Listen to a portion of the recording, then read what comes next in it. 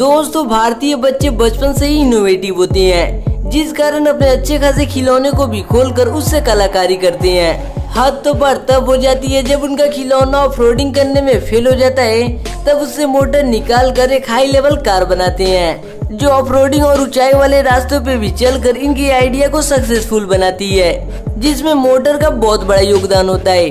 तो चलिए दोस्तों देखते हैं कि डीसी मोटर को बनाया कैसे जाता है, और इसके साथ साथ ग्राइंडर और अन्य चीजों का भी मैन्युफैक्चरिंग प्रोसेस देखेंगे।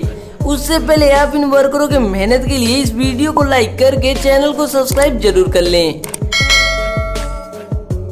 तो नंबर पहले पर आता है एंजल ग्राइंडर मेकिंग प्रोसेस।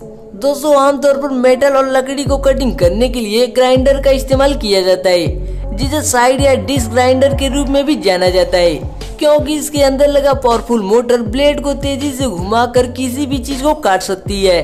तो इसे बनाने के लिए सबसे पहले रोटर को दूसरे फैक्ट्री से मंगाकर कन्वेयर बेल्ट पर रखते हैं, जहां आगे लगा रोबोटिक आर्म इसे मशीन पर रखकर इसमें कम्यूटेटर को लगाती है।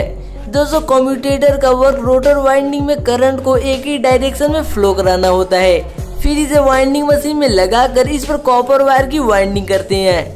दोस्तों ये वाइंडिंग प्रोसेस महज 30 सेकंड में पूरा हो जाती है। उसके बाद इसे वाइंडिंग मशीन से निकालकर सोल्डिंग मशीन में लगाते हैं, जहां कम्यूटेटर से जुड़े कॉपर वाइंडिंग पर सोल्डिंग करके मशीन से बाहर निकालते हैं। अगले स्टेप में आर्मेचर के अंदर स्टेक स्लॉट डालकर आर्मेचर टूथ को सेपरेट करते हैं, ताकि रोटर के अंदर शॉर्ट सर्किट ना हो।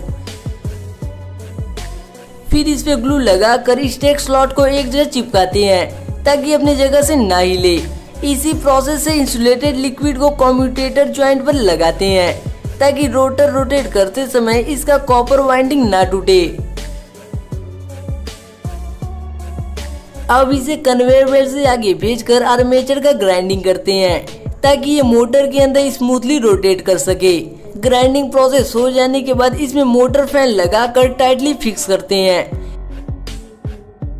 फिर इस पर लेजर मशीन से कंपनी का नाम लिखकर टेस्टिंग करते हैं, जिसके लिए रोटर को एक खास जगह रखकर उसमें करंट देते हैं और फ्रीक्वेंसी की एनालिसिस करके असेंबलिंग के लिए पास करते हैं, जहाँ रोटर को प्रेसिंग मशीन पर रखकर उस पे गियर, फ्लैंक नट और बियरिंग लगाकर प्रेसिंग मशीन से दबाव देते हैं, और फिर गियर पिन ऑन लगाकर नट से टाइटली कसते हैं, ताकि कोई भी कंपोनेंट बाहर ना निकले। अब अगले स्टेप में फील्ड कॉइल को एक मशीन पर रखकर उस पर ग्राइंडर बॉडी को रखते हैं, और इसे एक मशीन पर रखकर उसमें रबर वाल को असेंबल करते हैं। फिर इसमें दो छोटे छोटे कंपोनेंट को लगाकर मोटर वायर अटैच करते हैं, और स्क्रू से टाइटली कस के पावर कॉर्ड को लगाते हैं। दोस्तों इसी पावर कॉर्ड से जुड़े ट्रांसफार्मर को भी असेंबल करके उसमें मोटर वायर को लगाते हैं, और फाइनली ब्रश कवर लगाकर एक जगह इकट्ठा करते हैं। अगले स्टेप में इसे कन्वेयर सिस्टम पर लगाकर आगे भेजते हैं, जहाँ इसमें रोटर असेंबल करके स्क्रू से टाइटली कसते हैं, और हेड में ग्लू लगाकर गियर सिस्टम लगाते हैं। सारा असेंबलिंग प्रोसेस हो जाने के बाद स्क्रू से टाइटली कस के टेस्टिंग यूनिट में भेजते हैं, जहाँ इसमें इलेक्ट्रिक करंट देकर इसके बटन को ऑन करते हैं, और कंपनी का स्टिकर लगाकर इस पर लुब्रिकेंट ऑयल को लगाते हैं, और इसके पूरे बॉडी को पॉलिश करके लुकेबल बनाते हैं। अब बारी आती है पैकिंग की, जिसके लिए ग्राइंडर को एक बॉक्स में रखकर उसमें वारंटी कार्ड और छोटे छोटे कंपोनेंट को डालकर बॉक्स को क्लोज करते हैं, जिससे आपका ग्राइंडर पूरी तरह बनकर तैयार हो जाता है। अब नंबर दूसरे पर आता है डीसी मोटर मेकिंग प्रोसेस। दोस्तों आपने रिमोट कंट्रोल खिलौने में डीसी मोटर तो जरूर देखा होगा, जिसे बचपन में हम खिलौने से निकालकर फैन वगैरह बनाते थे। इससे भी मन उब जाने के बाद इसे खोलकर अंदर से मैग्नेट को बाहर निकालते थे। तो इसे बनाने के लिए सबसे पहले रोटर को वाइंडिंग मशीन में लगाकर कॉपर वायर की वाइंडिंग करते हैं।